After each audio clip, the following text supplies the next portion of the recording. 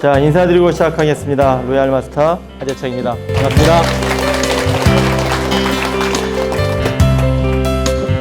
엄청난 강사님 맞으시죠? 네. 아우, 제가 말하고 제가 쑥스러워서 어떻게 이런 말은 아이 영은 제가 단 1도 없어, 1도. 다시 한번 해봤어요, 체크를. 그쪽으로 안 가더라고. 절대 안 가요, 손이. 나 모르겠다. 태생이 그런 걸 어떻게 하냐. 할 수가 없다 했습니다. 오늘 드린 제가 강의는요, 제목은 소프트 리더십, 섬기는 리더십 여러 가지 나와요. 섬기는 리더십 자체도 한 20년 정도 된 것 같아요. 리더십이라는 자체는 아시는 분은 아시겠지만 없습니다. 리더십이라는 자체는 용어 자체가 없고 리더십 자체를 정의 내릴 수도 없어요. 근데 이거에 대한 연구는 어마어마하게 많이 하지만 뭐라고 뚜렷하게 답이 없어요. 즉 리더십이라는 거는 아까 김정남 본부장님이 강의하시대요. 영향력이라고. 리더십이라는 거는 다른 건 없고 그냥 영향력이 생겨서 추종자를 많이 끌어가지고 그 사람들한테 내 다시 영향력을 발휘해서 그 사람들 내 능력이 아니고 그 사람들 능력으로 내가 뭔가 하는 거를 갖다가 그냥 리더십이라고 그러는 거야. 다른 게 아무것도. 결론은 리더십은 추종자를 낳고 추종자는 결론은 영향력이다.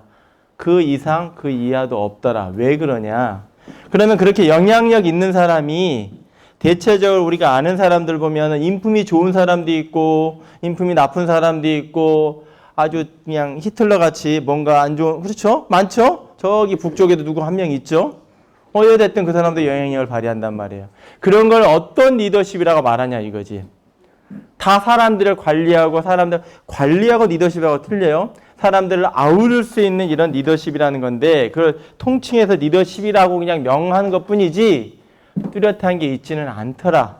그렇지만 하다가 보니 이런 게 이제 나온 거죠. 그러면 시대적으로 봐보면 1900년도 넘어서부터 쭉 봐보면 옛날부터 쭉 보면 그때는 파워 리더십 있고 세계대전 일어나기 전에는 그냥 계급 있잖아요. 왕들이 그냥 딱 해가지고 그냥 지위로서 사람들을 부렸단 말이에요. 근데 지금은 지위로 사람 부려요? 안 된단 말이에요. 쭉쭉쭉쭉 들여다보니까 한 80년도 넘어가고 80년도부터 이런 게 나오기 시작하고 90년도 넘어가고 이런 게 나오기 시작하고 시대가 많이 변천하더니 지금은 이쪽으로 가고 있습니다. 이거를 쓰는 섬기는 리더십 그리고 소프트 리더십이라는 표현을 썼는데 청지기 리더십이라는 표현도 쓰게 여러 가지 말을 쓰는데 이런 유의 리더십으로 전 세계 대통령들이 나라를 다스리는 사람이나 기업이나가 휩쓸고 있어요. 여기에 나오는 제가 하나하나 챕터를 넘겨드릴 텐데 넘기는 문구는 제가 강의할 때 가끔 썼던 문구들이나 이런 것들을 하나하나 조합해 놓은 거고 그냥 편안하게 한번 들어보시면 됩니다. 거기에다 제가 첨가하는 걸로 해서 시간을 제가 마치도록 할게요. 나중에 좀 기회가 되면 더 자세히 리더십에 대해서 해드리도록 하겠습니다. 이거는 제가 이제 대화당 하나 까면 우리들이 얘기하는 까면 안내하기 쉽죠? 왜 쉬워요? 알아들으니까. 그렇죠? 단순한 거야. 그거 있는 게 아니야. 그 리더십이 될까요? 안 될까요? 의미 없어요. 까면 당연히 안내하기가 쉬워. 그런데 그 사람을 잘 안내했다고 내가 뭔가 된 것처럼 좀 전에 강영일 총장 말 들었죠? 나는 200짜리인데 한 달에 2천만 원 번 사람이 막 라인을 막 했어요. 그게 원래는 내 통 막 이 돈을 맞죠? 그런데 그게 내 거는 맞아. 내 라인은 맞는데 마치 내가 한 것처럼 누구한테 말하면 그게 돼요? 안 돼요? 사람들은 알아요? 몰라요? 안다. 요거 얘기하는 거예요. 같이 연결되는 거죠? 말을 안 듣고 답답한 사람을 내 편으로 만드는 것과 실수를 자주 하는 사람에게 감사와 칭찬은 아무나 하는 게 아니다. 그것이 리더다. 다시 한번 읽어볼까요? 말을 안 듣고 답답한 사람을 내 편으로 만드는 것 하나 끊어보고요. 말을 안 들어요. 내가 여러분들이 팀장님이고 국장님인데 시스템적으로 말을 안 듣고 뭔가를 위해서 뭔가 하자고 팀워크로 뭔가 하자 그러는데 그 사람을 뭔가 내 편으로 만드는 것과 실수를 아주 자주 하는 사람에게 감사와 칭찬을 하는 거는 아무나 하는 게 아니라 공감하세요? 공감하세요? 맨날 실수만 저질러요. 맨날 사고만 쳐. 그 사람한테 이 말이 나오냐고요. 쉽진 않죠. 어렵습니다. 라인을 만들려는 과정까지는 수많은 시행착오가 겪어야 되는데 그게 하나예요. 즉, 섬기는 리더십, 소프트 리더십은 다른 게 있는 게 아니고 세상을 쭉 하다가 보니 좀 이따 나올 거예요. 내가 그거 할 때 나올게요. 팀에 의지하고 팀의 도움을 청하라. 똑같은 얘기예요. 위에 얘기하고 비슷한 맥락입니다. 이거는 제가 자주 쓰는 말인데 어디서 했는지 모르겠어요, 제가. 근데 머리에 있어. 팀에 의지하고 팀의 도움을 청하라. 말은 쉽죠? 무슨 의미가 담겨 있을까요? 팀에 의지하고 팀의 도움을 청하라. 두 마디거든요. 하나의 말 같지만 두 맥락이 연결이 되어 있어요. 내가 팀에 의지하려면 어떻게 해야 돼요? 내가 국장님이 누가 정답을 말하시네 맞춰야지 돼. 내가 국장이에요. 밑에 있는 팀장님들하고 어떤 분들하고 내가 뭔가를 하려고 그러면 내가 뭐를 해야 돼요? 딱 한 글자밖에 떠오르는 게 없죠. 겸손이라는 말 하잖아요. 팀의 도움을 청하라는 말은 이 말이에요. 네트워크 마케팅을 말하는 거 아니거든요. 강의 내용이. 팀의 도움을 청하라는 말은 나 혼자 하는 것보다 이성현 박사님 강의 많이 하시대요. 그렇죠? 집단지성. 그렇죠? 많이 하시잖아요. 그 말이거든요. 내 생각하고 내가 혼자 그리는 내가 한 달에 200만 원, 500만 원을 가지고 있는 그림하고 설령 내가 500만 원밖에 못 벌거든요. 근데 200만 원, 200만 원, 200만 원, 100만 원 버는 사람 합쳐봐. 그럼 과학적으로 증명된 거죠. 이성현 박사님이 말씀 많이 하셨으니까 그게 더 훨씬 더 낫다라는 얘기를 하는 거죠. 아무나 할 수 있는 부분은 아니더라고요. 대부분 사람들이요 보면 팀에 의지하고 팀의 도움을 청하라고 제가 자꾸 얘기하거든요. 무슨 일이 발생이 돼요. 뭔가가 발생이 됐을 때 팀원들 막 회의해가지고 우리의 상황이 이러고 무슨 일이 있었는데 우리는 팀 단위로 일을 해야 되잖아요. 많이 써있대요. 어떤 팀 단위로 하는 거는 팀은 개인의 능력보다 팀의 능력은 뭐라 그래요? 개인보다 팀은? 그렇죠. 그래, 위대하다는 표현을 많이 쓰죠. 다 같은 맥락이에요. 우리들이 뭔가를 할 때 뭔가를 미션이라는 표현을 쓰지도 않을게요. 뭔가를 했어요. 이 사람하고 파트너 만나라고 뭔가 일이 부딪힐 수 있어. 그럴 때는 내 생각보다는 빨리 팀장님이나 국장님이나 아니면 본부장님하고 같이 의논을 하시고 하다못해 나보다 직급이 낮은 내가 팀장이면 판매사님들한테도 이러이러한 상황이 있는데 어떻게 하면 좋을까요? 내 생각은 이렇습니다. 내 생각은 이렇습니다. 라고 하는 사람이 지혜로운 사람이에요. 지혜로운, 이게 그 얘기하는 거예요. 근데 한 번쯤 여러분 생각해서 한번 고민 한번 해보세요. 이게 굉장히 다 즐겨하는 말이거든요. 내가 과연 그러고 있을까? 에이씨, 내가 국장인데 그런 것까지 뭐 의논을 해. 그 사람한테는 정말 하기 싫어, 의논을. 4명의 팀장님이 다 좋을 수는 없잖아요. 제 마음에 들 수는 없거든요. 그리고 저 위에 있는 국장님이나 본부장이 제 마음에 들 수는 없어. 그런데도 그분 파트너만 내 팀이에요? 위에 분은 내 팀 아니야? 팀 맞죠? 즉 소프트 리더십이나 섬기는 리더십은 조율 능력이 뛰어난 사람을 얘기해요. 결론적으로 좀 이따 다 나와요. 그 얘기를 하는 겁니다. 뛰어난 리더는 훌륭한 답을 주지만 지혜로운 리더는 평범한 질문을 한다. 누가 한 말이에요?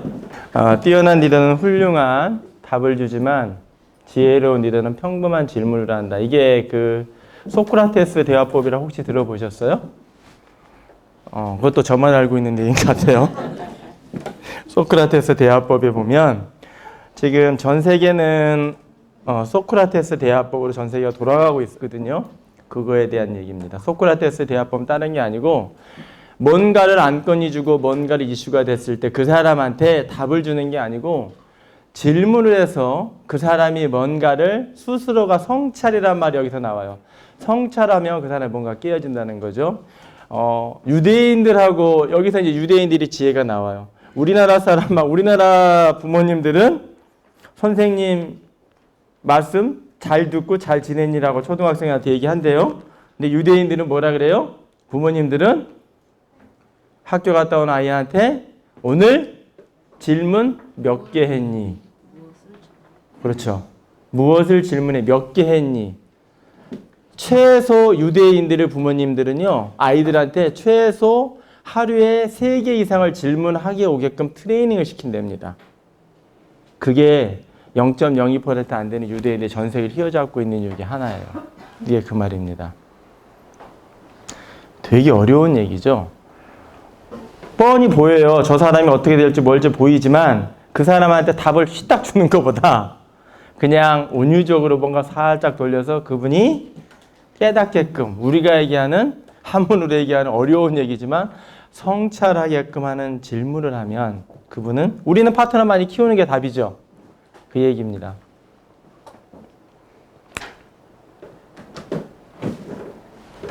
이거 국장님들은 아실 거예요. 현명한 사람은 땡땡이를 필요하지 않는다. 또한 바보들은 땡땡이를 받으려 하지 않는다. 벤자민 프랭클린이 한 말이에요. 뭘까요? 똑같은 말이야. 현명한 사람은 땡땡이를 필요로 하지 않는다. 또한 바보들은 땡땡이를 받으려 하지 않는다. 나영규 사장님이 충고라고 말씀하셨거든요. 근데 아직 국장을 못 가셨지?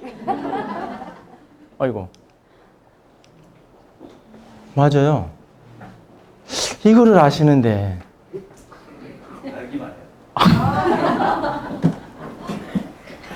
현명한 사람은요, 충고를 필요로 하지 않습니다. 또한 바보들은 충고를 받으려 하지 않는다. 다시 말씀드릴게요. 이 말이 무슨 말이냐면 내 파트너든 내 스폰서든 저분이 뭔가를 잘못했어요. 그죠? 그 사람한테 충고한들 받아들이냐고. 안 받아들인답니다. 왜? 현명한 사람 현명하니까. 바보는 바보라서. 결론은 뭐예요? 충고는 할 필요가 있다 없다? 근데 우리는 매일 충고하면서 살지 않으세요? 그러지 않으세요? 이거 그냥 한 말 아니에요. 한 번쯤 고민해 보세요. 내 파트너나 자녀들한테든 어찌됐든 매일 나는 충고를 하고 살아요. 그게 좋은 말로 피드백을 하면서 살고 있는 거예요. 근데 그거는 하나도 머리에 들어가지가 않고 악감정만 계속 쌓이더라. 의미가 없다는 말이에요. 충고는. 그래서 파트너한테도 마찬가지고 자녀들한테도 차라리 그 앞전에 나온 말 지혜로운 사람이 돼서 질문화법으로 돌려서 그가 성찰하게끔 하는 게 훨씬 도움이 되더라. 이렇게 하니까 맥락이 연결이 되죠. 그런데 우리들은 봐보세요. 파트너들한테든 아니면 스폰서님들한테든 뭐가 자기 본인이 생각했을 때 불합리하고 뭐하면 왜 스폰서님 이겁니까? 라고 충고 아닌 충고를 하고 따지기 아닌 따진단 말이에요. 나는 안 따진다? 다 따지죠. 왜? 이게 익숙해져 있어요. 사람은 긍정적인 것보다 부정적인 거에 훨씬 더 많이 익숙해져 있거든요. 그리고 자기를 방어하고 싶은 거는 본능이기 때문에 뭔가를 딱 들었을 때 나한테 딱 부딪히는 게 있으면 본능적으로 충고를 하게 되고 본능적으로 방어를 해요. 그래서 충고를 나갑니다. 예, 그래서 리더십 중에 하나가 나오는 거예요. 그래서 훌륭한 리더들 보면 충고를 거의 하지 않습니다. 잘 보시면, 강인하게 보시면 안 한다는 거예요. 벤자민 프랭클린이라는 사람은 미국, 아무튼 이분도 초등학교도 안 나왔어요. 건국의 아버지 뭐 여러 가지 말이 있죠. 이거 분명히 이거는 기억 좀 해주시기 바라겠습니다. 누군가를 진심으로 따라가보고 충성 및 복종해봤던 사람만이 큰 조직을 만들 수 있다. 이 리더십 골드라는 책에 나오는데 이 말이 무슨 말이냐면 이거예요. 내가 큰 조직을 만들고 내가 큰 조직을 뭔가 하고 싶죠, 다. 네. 그런데 그거를 하려고 그러면요. 한 번쯤 고민해 보세요. 내가 장이야. 내가 장이었거든요. 내가 뭔가를 물려주는데 그 사람이 나한테 진심으로 뭔가를 자기 거를 다 내놓고 뭔가를 계속 맞춰. 그랬던 사람만이 내가 장이야. 그 사람한테 뭐가 도움을 주려고 하지 않을까요? 진심으로 내가 저 사람을 믿고 저 사람을 뭔가를 따라보던 사람만이 큰 그 느낌을 안다는 거예요. 그래야지만이 내가 조직을 관리할 때 좌우 라인을 막 만들 때 내가 그 감이 있기 때문에 그 사람이 진심으로 하는지 안 하는지 알 수 있다는 얘기예요. 내가 그걸 해보지 않고 가식적으로 했죠? 그러면 그걸 알 수가 없습니다. 이게 그 말이에요. 진심으로 내가 뭔가를 최선을 다해서 뭔가를 금방 아시죠? 이 말을 돌려서 내 파트너가 뭐 직급 가든 뭐 어딘가 석세스 인원을 뭐 하든 후속을 하든지 간에 저 사람 말투 들어보고 대화 딱 해보면 최선을 다했는지 안 했는지 알아요? 몰라요? 금방 알잖아요. 금방 알아요. 왜? 인간은 육감이라는 게 있기 때문에. 이게 그 말이에요. 내가 누군가한테 최선을 다해서 복종해보고 그 사람이 하는 말이 다 엑기스까지 다 빨아들여서 내가 내 걸로 만들어야겠다는 그 감이 있었던 사람은 내가 조직을 만들 때 그 사람이 최선을 다하는지 알까요? 모를까요? 안다는 얘기예요. 그 사람만이 이런 말을 할 수가 있다는 얘기죠. 어려운 말이죠. 한 번쯤 우리가 되새기는 리더십 골드 책에 보면 나옵니다. 제가 똑같은 얘기했던 얘기가 나와요. 또 나오네요. 좋은 얘기 나오죠. 리더가 얼마나 많이 알고 있는가는 중요하지 않다. 중요한 것은 다른 사람이 알고 있는 것에 얼마나 접근할 수 있는가이다. 다시 또 내려가서 팀원들이 얼마나 똑똑한가는 중요하지 않다. 중요한 것은 리더가 팀원들의 지성을 얼마만큼 끌어내 사용할 수 있는가이다. 예, 멀티플라이어라는 책에 나온 얘기거든요. 다시 앞으로 가볼게요. 리더가 내가 팀원들을 얘기하고 할 때 내가 얼마나 많이 알고 있는 거는 전혀 중요하지 않아요. 내가 얼마나 똑똑하는 전혀 중요하지 않아. 팀이니까. 전혀 중요하지 않습니다. 내가 똑똑한 거를 이 사람들한테 주입시키고 자랑하는 순간 잘난 척밖에 안 돼요. 이게 그 말이에요. 그건 중요하지 않고 중요한 것은 팀원들이 얼마나 가지고 여기 내어줘. 얼마나 다른 사람이 알고 있는 것에 얼마나 접근할 수 있는가. 팀원들이 가지고 있는 특징, 장점, 단점 말고요. 장점에 내가 얼마나 접근할 수 있는가예요. 책을 그대로 써놓은 거라 제가 해놓은 거고 내 팀원들이 좌우에 10명 있는데 내가 가지고 있는 지식을 다 버리고 내가 가지고 있는 지식을 다 버리고 그 팀원들의 좌우에 10명을 그 10명이 한 명 한 명이 가지고 있는 지식 한 명 한 명의 특징, 장점을 얼마만큼 끌어내 사용할 수 있는가다. 팀원들이 얼마나 똑똑한가도 중요하지 않다 그랬어요. 이 말이 그 말이에요. 팀원들이 똑똑한 거는 중요하지 않아요. 그분이 장점이 뭐가 있냐. 즉 똑똑한 건 중요하지 않다는 말이 무슨 말이냐면 팀으로 했을 때, 팀으로 갔을 때 그 사람들의 장점을 이 사람 뭐 하는 작업, 이 사람 뭐 하는 특징, 장순호 국장 컴퓨터 만지는 기술이 있죠? 이분한테 이거 시키고 저분한테 저거 시키고 손동건 사람이 영상 만지는 기술이 있네요. 저분을 저거라서 하나의 팀으로서 팀을 융화시키고 만들어가는 조율 능력. 이게 이 말이에요. 이해하시죠? 즉 다시 보세요. 내가 국장인데 팀장인데 내가 알고 있는 게 내가 경험했던 게 다거든?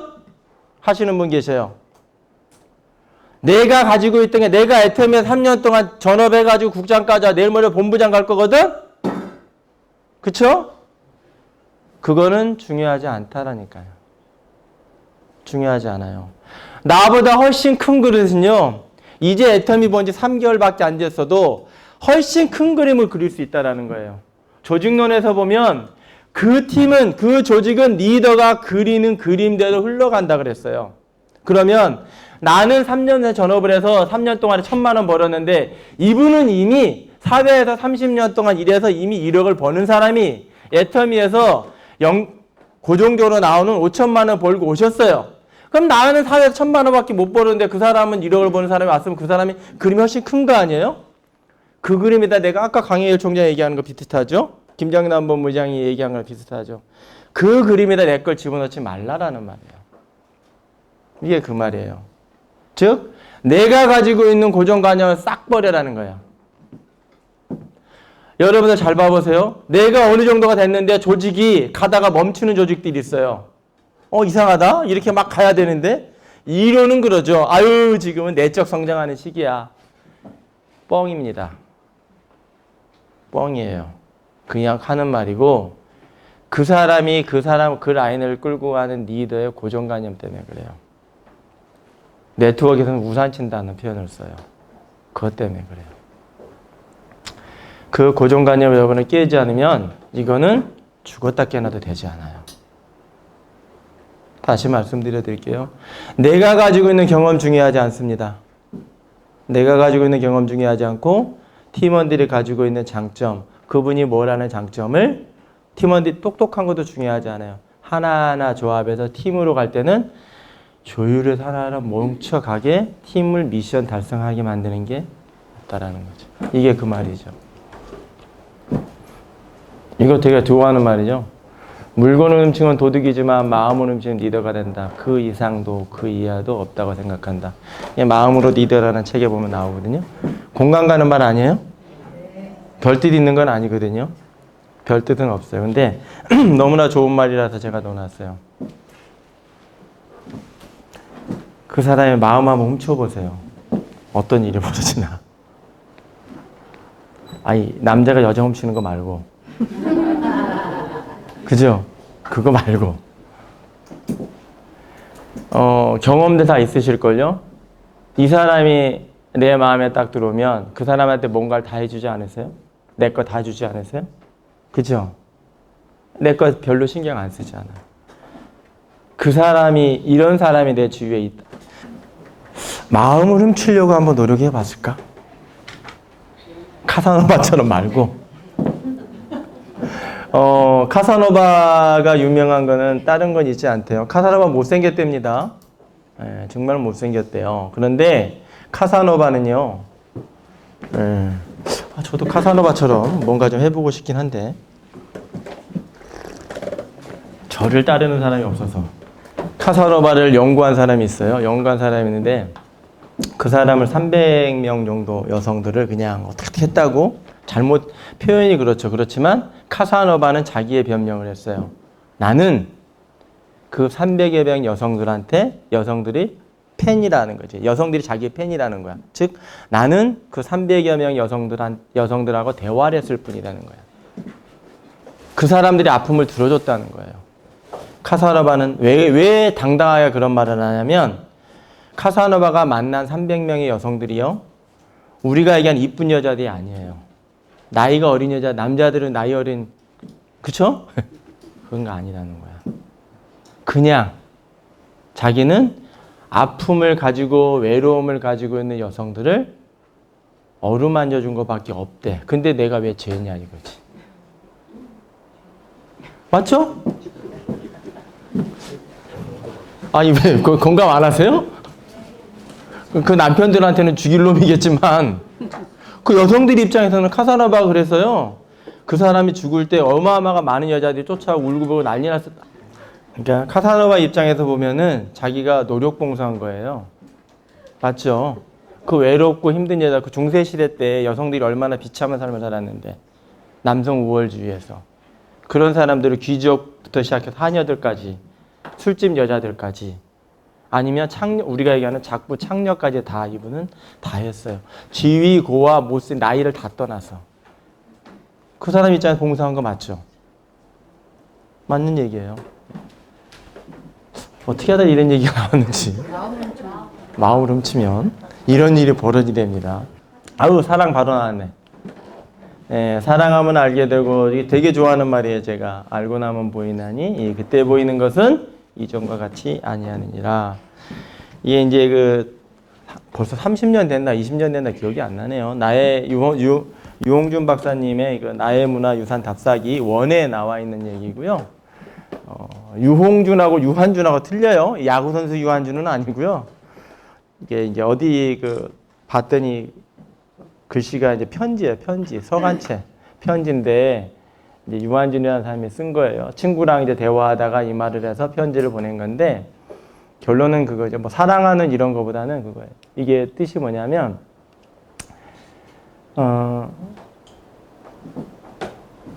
그 사람이 무슨 일을 저질렀어. 뭔가를 했어. 그 행위를 했어요. 근데 왜 그 사람이 그걸 했나?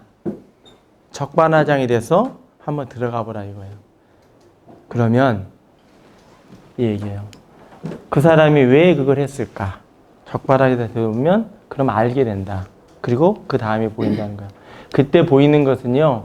내가 그 사람을 이 행위 하나 때문에 엄청나게 미워했는데 왜 그분이 그런 행동을 하고 그런 말을 했을까?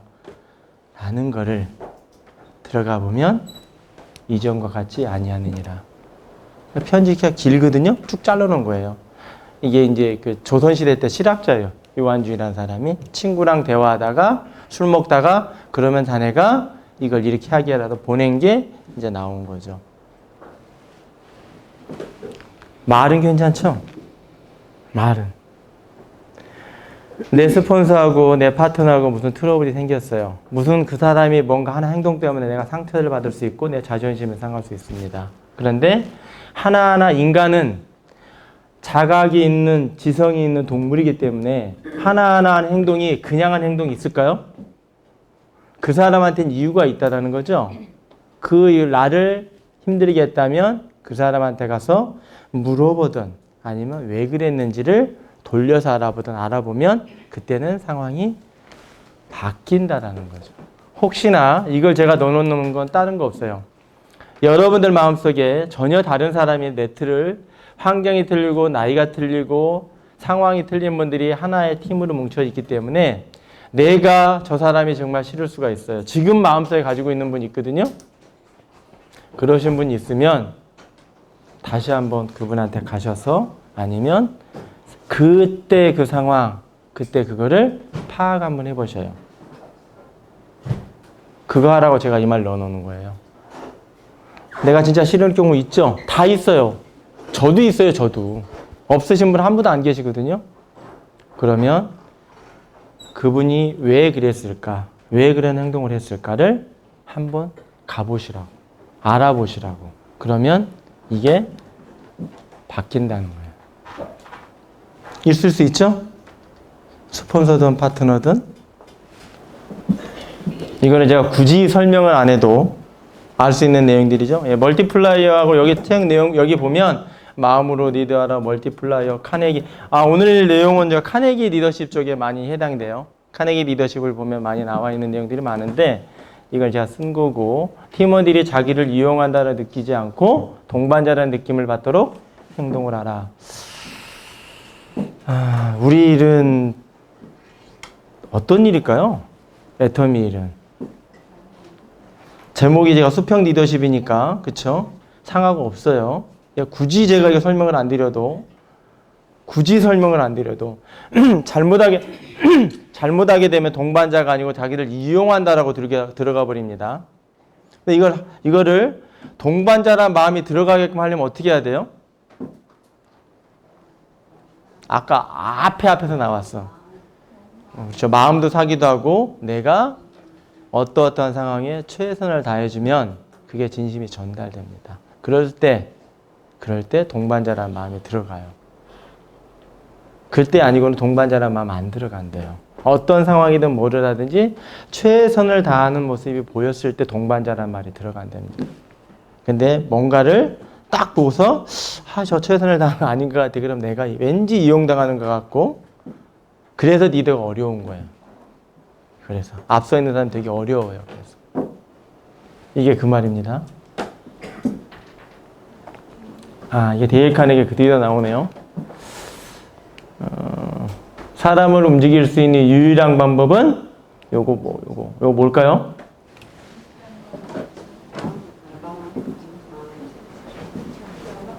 사람을 움직일 수 있는 내 팀원을 아니면 내 스폰서를 아니면 내 아이들을 내 편으로 만들 수 있는 유일한 방법. 아까 내가 카사노바 얘기할 때 해줬는데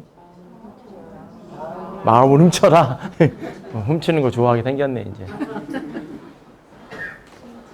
칭찬 좋네요. 네. 그것도 아니고요. 경청? 사람을 움직일 수 있는 유일한 방법은 그가 원하는 것을 해주는 거예요. 우리가 요즘 막 즉극 이런 많이 얘기하죠? 그가 원하는 게 뭘까? 파트너가 원하는 게 뭐지? 아니면 스폰서가 원하는 게 뭐지? 고민해 보신 적 있으세요? 아니면 내 자녀가 원하는 게 뭐지? 왜 때만 쓸까? 그죠? 그가 원하는 게 뭘? 즉, 이 사람이 9월 1차, 8월 2차, 10월 1차에 우리가 얘기하는 직급 찍기 하려면 그가 원하는 게 뭘까? 그것도 뭐라고요? PB? 예? 카드? 그거는 아니라는 거지. 그렇게 했다가 하면 동반자가 안 돼요. 뭔가를 그 사람을 움직이려고 그러면요. 그가 원하는 게 뭔지를 먼저 고민을 하시라는 거예요. 고민을 하고 하라는 거예요. 고민부터 좀 하라는 거예요. 다른 거 아무것도 없어요.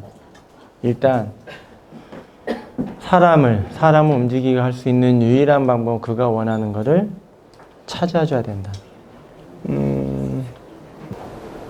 그 사람한테 그렇게 다가가려면 자신 먼저 실수 얘기하는 게 맞아요. 그렇죠? 그렇게 하면 할 수 있겠죠? 접근이 쉬울 수 있습니다. 이런 거 이제 쉬운 말이고 이거랑 똑같은 말이라 내가 잠깐만요. 여기가 이제 뭔가 나왔네. 똑같은 말 같지만 사람을 변화시킬 수 있는 가장 효과적인 방법은 뭐가? 뭐요? 했는데 국장님들 모르시잖아. 그거 봐. 국장님들이 똑똑한 분 한 분도 안 계시다고 내가 얘기했죠. 사람을 아까 뭐라 그랬어요? 제가 이거 말고 사람을 움직일 수 있는 거 하고요. 움직일 수 있는 거요. 움직일 수 있는 거 하고 변화시킬 수 있는 거 틀린 거예요. 그렇죠? 틀리죠? 헷갈리지 마세요. 그 사람을 내가 움직이게, 그 사람을 뛸 수 있게끔 뭔가 하려고 그러면 그 사람이 원하는 걸 내가 찾아주도록 같이 노력해주면 그분도 움직인다는 거예요. 그죠? 그가 원하는 게 뭔지를 가서 찾아줘야 되는 거죠. 즉, 프로이드가 인간은요, 딱 두 가지 욕구로만 세상을 살아간대요. 프로이드가. 뭐? 인정받고, 아까 인정 나오대. 인정받고 싶은 욕구하고 섹슈얼리즘, 그 성적인 욕구. 딱 두 가지만 가지고 사람은 세상을 살아간답니다. 그가 원하는, 아이고, 어이구, 나와버렸네. 에이. 틀려요? 그 사람을 변화시키는 방법은 효과적인 방법을 얘기하는 거예요. 유일한 방법이 아니고, 칭찬과, 격려이다. 사람을 그래서 우리가 얘기하잖아요. 저 사람을 변화시켜야 돼, 뭐 해야 돼. 그 사람을 아까 뭐라 그랬어요? 충고라는 말 나올 때 뭐라 그랬어요? 여러분 변화시키려고 맨날 충고하지 않아요? 이렇게 막 그냥. 그렇죠? 이게 변화가 돼요? 안 돼요? 그럼 그 사람 변화시키려면 뭐를 해야 돼요? 근데 칭찬과 격려를 하려면 뭐를 알아야 돼요? 아까? 그 사람을 사랑해야 된다는 거예요. 사랑한다 알아야 된다는 거예요. 즉 다시 말씀을 드릴게요. 내 파트너가 뭔가를 실수라고 할 때 그 사람을 변화시킬 수 있는 유일한 방법은 칭찬과 격려밖에 없더라. 이게 찰스 슈왑이라는 사람이고, 이 TV 보니까 골프 대회도 있더라고요, 미국에서. 찰스 슈왑은 앤드류 카네기가 한 사람이에요. 1920년대에 주급이 뭐 50달러? 였대요. 주급이 50달러였는데 이 사람은 주급이 3,000달러를 받았대. 3,000달러. 30대. 어마어마한 사람이죠. 어마어마한 돈을 받고 할 수 있는, 그래서 기자가 물어봤대요. 찰스 슈왑한테. 아니, 당신은 나이도 젊은데 어떻게 그런 많은 연봉을 받습니까? 찰스 슈왑이 하는 말이 어이가 없더래요. 글쎄요. 나는 특별한 기술이 없는 것 같은데 왜 저한테 이렇게 많은 돈을 주는지 모르겠습니다만 저는 다른 거 없는 것 같고 사람들을 변화시킬 수 있는 능력이 있는 것 같고 그 사람들을 동기부여시킬 수 있는 능력이 있는 것 같아요. 그게 방법이 뭡니까? 글쎄요. 저는 요 두 가지밖에 안 해요. 그러면서 찰스 슈왑이 하는 말이 조직에서 상사한테, 조직에서 국장님한테, 본부장님한테 까이는 거, 충고소리 듣는 것만큼 그 조직을 황폐하게 시키는 거 없는 것 같아요. 라고 찰스 슈왑이 얘기해요. 그래서 저는 칭찬하고 격려밖에 안 합니다. 그랬더니 저한테 이렇게 많은 돈을 주네요. 실질적으로 찰스 슈왑은 엄청나게 많은 돈을 벌었고 에루살렘 철강이라는 것도 엄청나게 큰 회사를 만드는 그런 사람이에요. 실질적인 인물입니다. 대단한 사람이죠. 이 사람 인터뷰는 그거였어요. 즉 아무리 하찮은 사람도 이분이 즐겨했던 게 찰스 슈왑 책을 보면 즐겨했던 게 뭐 칭찬과 격려를 통한 경쟁을 붙이기도 하고 격려를 해주기도 하고 또 동기부여 주기도 하고 탁월했대요. 자기는 이 사람은 하는 게 없어. 결론은. 그렇지만 누구보다도 자기 자신한테 철저했던 사람. 그래서 아직까지도 찰스 슈왑은 잘 모르시죠? 그렇지 나오나 모르겠네요. 인터넷에 나오는지 모르지만 이런 분이 있었다. 제가 좋아하는 말, 핸드폰에도 있는 말이에요. 방법이 없는 것이 아니고 생각이 없는 것이다. 제 핸드폰에 넣어놓은 말이죠. 이론적으로요, 사람은 무슨 일을 하든지 간에 실현 가능한 일만 저지르게 돼 있다네요. 무슨 일을 할 때 이론적으로. 그래서 어떠한 일이든지 간에 최소한 두 가지 방법은 있대요. 사람은 그렇게 돼 있다 그러더라고요. 사람은 최소한 두 가지 방법이 있대요. 이게 그 말이에요. 그래서 내가 방법이 없는 게 아니야. 뭔 일이 부딪혔을 때 그거를 해나가 있고 뭔가를 이루려는 생각 없는 거야. 생각 자체가. 무슨 일이든 간에 두 가지 방법이 있답니다. 애터미 얘기하는 거 아닙니다. 무슨 일이든 간에 딱 난관이 봉착을 했어요. 계속 생각을 하면 딱 두 가지 최소한 두 가지 방법이 있대요. 뭐 돈을 떼대 박든 사람을 사든 두 가지 무조건 있대요. 무조건. 이게 그 얘기예요. 그럼 내가 생각 안 하는 거 맞죠? 무슨 일이 봉착됐을 때 포기해버리는 거지 생각 자체를 그냥 포기해요. 이게 그 말이에요. 내가 팀의 장으로서 무슨 일이 발생이 됐을 때 한 번쯤은 이분들한테 불가능하지, 어렵지, 힘들지 라는 말보다는요. 아까 제가 얘기했다시피 소크라테스 대화법처럼 그분을 성찰할 수 있게끔 질문으로서 팀을 주재하고 미팅을 해보면 내 머리는 200이지만 100짜리가 5명 있으면 500 맞죠? 맞잖아요. 합치면 기가 막힌 방법이 나온다는. 팀을 모으라는 말이에요. 이게 그 말입니다. 제가 좋아하는 분 미래학자죠. 돌아가셨죠. 늦게 내리는 올바른 결정보다 빨리 내리는 잘못된 행동이 나을 때도 있다. 헷갈리죠? 헷갈리지 않으세요? 굉장히 헷갈리는 말이에요. 이게 무슨 말이냐면 제가 좋아하는 말이기도 하고요. 모든 결정은 타이밍이랍니다. 모든 결정은 리더십 그러니까 큰 리더들도 그 타이밍이래요. 모든 스포츠 경기도 타이밍이고 모든 것도 결정하는 것도 다 타이밍이래요. 세상 돌아가는 것도 타이밍 맞춰서 엄청난 부자 되는 지금 코로나 시기에 타이밍 맞춰서 돈 버는 사람 엄청 많죠. 인간사 모든 게 타이밍이래요. 때죠, 때. 우리나라 말로 때. 타이밍이라는 거죠. 즉 피터 드러커가 왜 이 말을 했냐면 인터뷰에서 한 말이에요. 늦게 내리는 올바른 결정보다는요. 결정 자체를 늦게 내리고 그래 늦게 내리는 올바른 결정보다는 빨리 내리는 잘못된 행동이 나을 때도 있다. 이 말은 무슨 말이냐면 예전에 농경시대, 산업화 시대에는 딱딱 정해져 있으니까 됐는데 지금의 이렇게 핸드폰이 왔다 갔다 하고 컴퓨터가 발달될 때는요. 이게 아니다는 말이에요. 내 생각이 다가 아니라는 거야.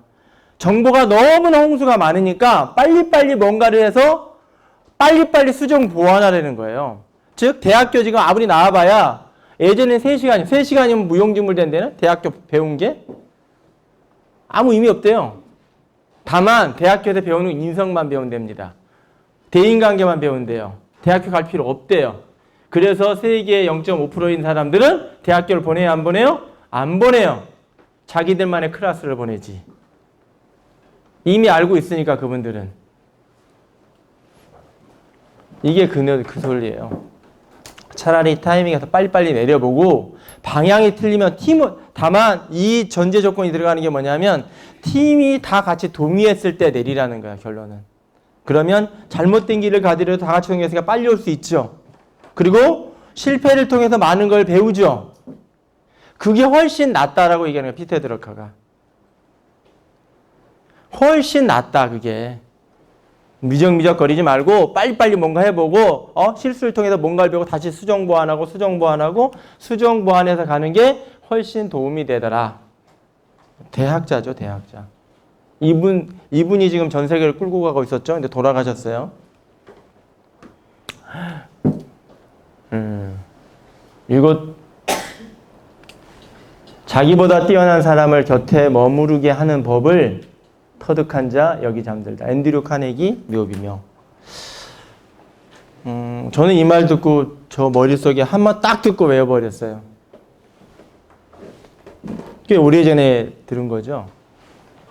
자기보다 뛰어난 사람을 내 곁에 머무르게 한 자 여기에 잠들다. 묘비명이에요.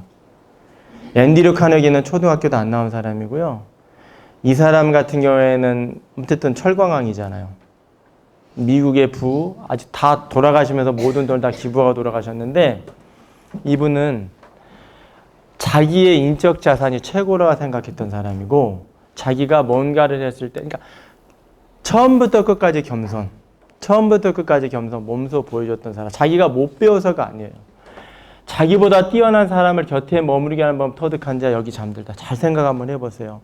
이 사람이 어떻게 세계 최고 부자가 됐는지. 찰스 슈왑이라는 사람도 이 사람이 발굴한 사람이거든요. 그때 당시에요. 우리가 말하는 백만장자 흔치 않은 시절에 이 사람 밑에는요. 이 사람이 거느렸던 사람 백만장자. 지금 얘기하는 백만장자 3,000명이 넘었어요. 이 사람 손을 거쳐간 사람이. 앤드류 카네기 초등학교도 안 나온 사람이 자기의 손을 백만장자 흔치 않은 시절이에요. 1920년대에 백만장자 얼마나 큰 돈이에요. 근데 3,000명이 넘는 사람이 이 사람 손을 거쳐갔어요. 그건 무슨 뜻이냐.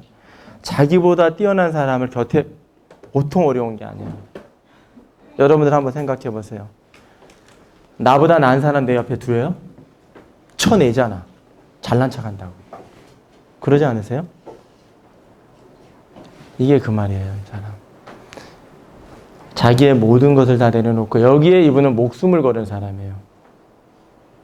자기의 직원들하고 자기를 따랐던 사람들을 목숨처럼 지인들을 목숨처럼 아껴가지고요. 이 말을 자기 묘비에 써달라 그랬어요. 죽으면서까지. 이 말 써있답니다. 확인 안 해봤어요. 근데 나올걸요 아마. 한 번쯤은 고민해 볼 내용입니다. 시간이 다 됐네요.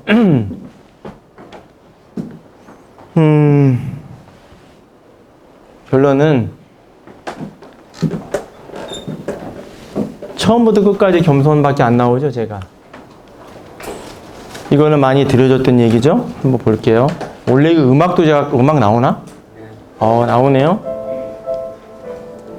삶이란 우산을 펼쳤다 접었다 하는 일이요. 죽음이란 우산이 더 이상 펼쳐지지 않는 일이다. 성공이란 우산을 많이 소유하는 일이요. 행복이란 우산을 많이 빌려주는 일이고 불행이란 아무도 우산을 빌려주지 않는 일이다. 사랑이란 한쪽 어깨가 졌는데도 하나의 우산을 둘이 함께 쓰는 것이요. 이별이란 하나의 우산 속에서 빠져나와 각자의 우산을 펼치는 일이다. 연인이란 비 오는 날 우산 속 얼굴이 가장 아름다운 사람이요. 부부란 비 오는 날 정류장에서 우산을 들고 기다리는 모습이 가장 아름다운 사람이다. 비를 맞으며 혼자 걸어갈 줄 알면 인생의 멋을 아는 사람이요. 비를 맞으며 혼자 걸어가는 사람에게 우산을 내밀 줄 알면 인생의 의미를 아는 사람이다. 세상을 아름답게 만드는 건 비요. 사람을 아름답게 만드는 건 우산이다. 한 사람이 또 한 사람의 우산이 되어줄 때 한 사람은 또 한 사람의 마른 가슴에 단비가 된다. 제가 비가 와서 우산을 넣어놨을까요? 요즘? 결론은 섬기는 리더십 자체가 다 같이 하는. 양강모, 우리나라의 음유 시인 중에 한 사람이 양강모라는 책 시집 몇 개 지었어요. 한번 찾아서 보시기 바라겠습니다. 뭐야? 왜 넘어가요? 네. 이것도 제가 노자라는 사람은 실존에 있는 사람인지 몰라요. 우리는 노노는 하면 공자는 알죠? 장자를 알죠? 다 아는데 노자는 여러분들도 사람이 있는 게 아니에요. 없어. 누군지도 몰라. 그냥 그때 2500년대에 그냥 뭔가 있었는데 무덤에서 나오고 어디 뭐 무덤 뭐 편지처 뭐 주관 이런 거라 그러죠. 그걸로 나오고 뭘로 나오고 이 사람이 나왔어요. 이 사람이 누군지를 모르는 거예요. 그런데 이 사람의 말이 너무 좋아서 노자라고 그냥 명을 지어버렸고요. 우리 예전에 우리나라 도학이라고 들어보셔서 도? 산속에서 뭐 이렇게 무의, 도의, 뭐 무능, 대기만성이란 말 들어봤죠? 그게 노자에서 나오는 얘기예요. 가장 많이 하는 말. 근데 노자가 여러분들이 알기에는 노노, 공자의 노노가 많이 됐을 것 같지만 전 세계적으로는 이 노자의 책, 노자, 이 책이 훨씬 더 많이 번역이 됐고 제가 알기로는 서양이죠. 서양 쪽에는 1600년대 17세기 정도에 벌써 라틴어로 번역이 되고 그럴 정도로 내용이 그러니까 책 자체가 그래요. 노자. 특히 노자는 3편으로 돼 있고 여러 가지 있는데 그중에 제일 좋은 게 도덕경이라고 그러고요. 도덕경 81편인가? 잘 기억이 안 나네요. 돼 있습니다. 이분의 이 내용을 몇 개, 노자에 대한 거 몇 가지 나올 텐데, 노자가 추구하는 리더십 자체, 그 제왕들, 즉, 서양에는 마키아벨리라는 사람이 군주론이라는 걸 해서 그게 근간이 돼서 서양이 발전이 됐어요. 근데 동양에는 이 노자의 이론, 노자의 사상이 발전이 돼서 동양이 발전을 합니다. 이 사람이 영향받은 사람이 굉장히 많고요. 내용을 들어보면 다 아시는 내용들이 되게 많아요. 볼게요. 강과 바다가 모든 골짜기의 왕이 될 수 있는 까닭은 스스로를 잘 낮추기 때문이다. 그래서 모든 골짜기의 왕이 된. 이건 음악 안 나와요? 백성들 위해 있고자 하면 반드시 겸양, 혀가 짧아서 함으로 스스로를 낮추어야 하고 백성들 앞서고자 하면 반드시 몸을 그 뒤에 두어야 한다. 이해되죠? 공감이 팍팍 되죠? 그러므로 성인은 위에 있어도 백성들이 그를 무겁게 여기지 않고 앞에 있어도 백성들이 그를 해롭게 여기지 않는다. 내 위에 있으면 무슨 말 하는지 아시겠죠? 이 노자의 책 같은 경우에는 해석하죠. 해석판이라 하잖아요. 주석판이라는데 다 생각하는 게 다 틀려가지고 수십 편이 다 있어요. 근데 이거는 어떤 사람이 해놓은 거라 의미는 비슷하죠. 그래서 천하가 그를 즐거워하면서 실증내지 않고 다투지 않으니 세상 어느 누구도 그와 겨루 이길 수 없다. 도덕경 66장에 나오는 얘기죠. 이 정도의 리더가 되려면 어떻게 해야 돼요? 우리한테는 되게 와닿죠. 근데 서양 사람들은 이게 와닿지가 않는 거예요. 그래가지고 이거를 엄청나게 많은 주석을 해석을 하고 동양에 신비해가지고 되게 많이 센세이션을 일으키는. 그래도 노자 책이 훨씬 더 공자보다 더 많이, 노노보다 더 많이 일으킵니다. 실질적으로 그래요. 우리나라도 되게 많이 있고 또 있어요. 이것도 나오는 얘기예요. 가장 뛰어난 통치자는 사람들이 그가 존재한다는 사실만을 겨우 알게 하는 통치자다. 인류 리더. 잘 볼게요. 가장 뛰어난 인류 리더는 사람들이 그가 존재한다는 사실만을 겨우 알게 하는 리더다. 제가 한비자의 리더십 얘기할 때 인류 리더는 뭐라 그래요? 삼류 리더부터 할게요. 삼류 리더는 뭐라 그래요? 내 힘으로 다른 사람을 다 잊어먹으셨어요 벌써? 아, 그러셨구나. 예. 내 힘으로 다른 사람을 하는 거. 이 이류 리더는 다른 사람으로 힘으로써 다른 사람을 부리는 거. 인류는 다른 사람의 지혜를 가지고 다른 사람을 활용해서 목적을 달성하는. 비슷하죠. 그러려면 다른 사람의 지혜를 활용하려면 내가 앞서서 설치해야지 돼요. 뒤에 가서 그 사람이 잘했다 해야 돼요. 비슷한 맥락이죠. 한비자라도 노자의 영향이 다 들어가는 거예요. 다시 한번 읽어드릴게요. 가장 뛰어난 리더는 사람들이 그가 존재한다는 사실만을 겨우 알게 하는 리더다. 쉽지 않죠. 그 다음 이류는 사람들이 친근하게 여기고 칭찬하는 리더래. 한번 볼까요? 3류는 사람들이 두려워하는 통치자다. 그보다 못한 리더는 사람들이 경멸하고 무시하는 사람이다. 위의 선자의 말이 진심이 아니면 그 사람들 그 말을 믿지 않는다. 다시 볼게요. 이게 노자에서 나오는 말이에요. 가장 뛰어난 리더는 사람들이 그가 존재한다는 사실만을 겨우 알게 하는 거고, 이류 리더는 사람들이 친근하게 여기고 칭찬하는, 즉 내가 칭찬받는 리더예요? 그럼 나는 이류야. 나는 칭찬도 받을 일을 안 해야 되는 거야. 하더라도 누구 걸로 해야 돼요? 우리가 얘기하는 파트너 걸로. 말씀 맨날 제가 얘기하잖아요. 겨우 존재만 하는. 3류는 그가 사람들이 그 사람이 들어오면 숨이 턱 막히고 답답하고 미팅하려면 싫고, 그게 3류 리더라는 거예요. 내 스스로 뽐내는 사람. 노자가 한 말이에요. 노자의 도덕경에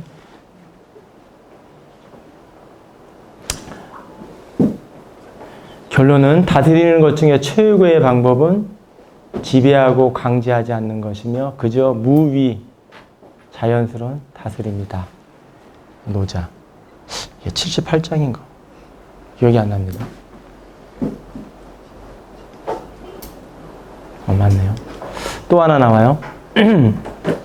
이게 완결판이에요. 완결판은 아니죠. 얘는 17장인가 그런데 천하의 물보다 부드럽고 약한 것은 없다. 하지만 단단한 것을 공격하는데 물보다 뛰어난 것도 없으며 물에 필적함하는 것도 없다. 부드러움이 단단함을 이기고 약함이 강함을 이긴다는 것은 세상에 모르는 이가 없으나 이를 능히 실행하는 이가 없다. 얘는 도덕경 17장인가 그래요. 천하의 물보다 부드럽고 약한 것은 없다. 하지만 단단한 것을 공격하는데 물보다 뛰어난 것도 없으며 물에 필적할 만한 것도 없다. 부드러움이 단단함을 이기고 약함이 강함을 이긴다는 것을 세상에 모르는 이가 없으나 이를 능히 실행하는 이가 없다.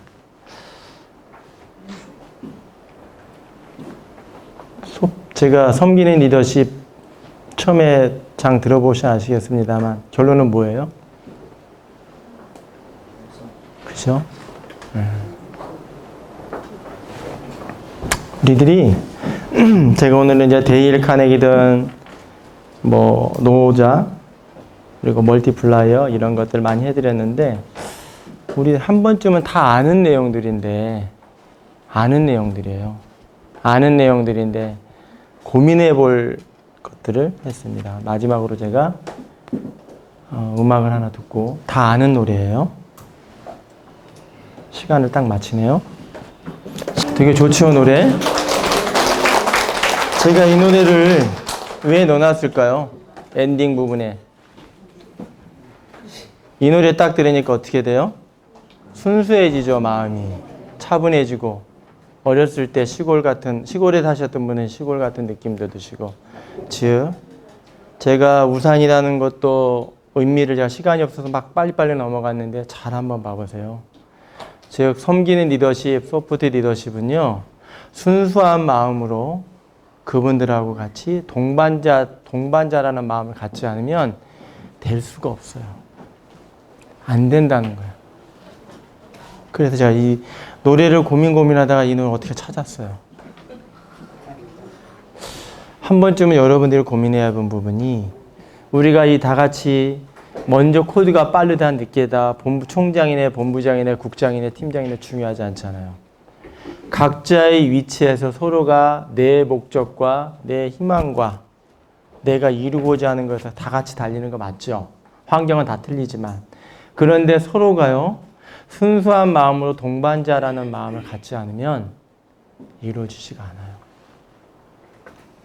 제가 파악하는 애터미는요, 더 이상, 그 이하도 아닌 것 같더라고요. 그래서 제가 이걸 넣었고요. 다음에 제가 오늘 이제 모든 걸 다 마치고 1시에 마친다 그랬죠? 모든 걸 마치고 오늘은 되게 무리를 했습니다. 본부장님들이랑 의논해서 결정을 했는데 어떠셨어요? 하니까? 다음에 또 할까요? 네. 고민해 볼게요. 다 본부장님들하고 의논해서 이렇게 사람이 많으면 저도 고민을 했어요. 근데 제가 이렇게 좀 많이 왔으면 하시는 분들도 많이 안 온 것 같긴 합니다. 그렇지만 다음에는 어쩔 수 없죠. 그럼 어쩔 수 없는 일이고, 다음에 상황을 봐서 또 이런 본부장님들의 훌륭한, 총장님들의 훌륭한 강의를 또 들을 수 있는 기회를 또 하도록 해보도록 하겠습니다. 아무튼 오늘은 모두 수고하셨고요. 다 사운으로 마치겠습니다. 일어나 주시고요. 자, 사운 준비! 사운 시작!